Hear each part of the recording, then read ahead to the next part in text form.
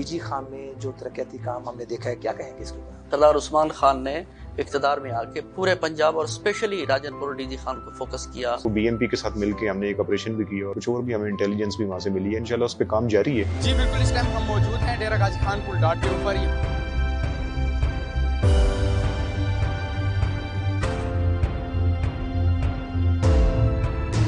Patrolling भी की जा रही है, बैनल सूबाई चेक पोस्ट हैं उनके ऊपर चेकिंग मजीद मुअस्सर की जा रही है। डीजी खान में फर्स्ट टाइम इतने बड़े बड़े प्रोजेक्ट्स दिए हैं। कार्डियोलॉजी को विजिट किया होगा, हमारा मदर एंड चाइल्ड है।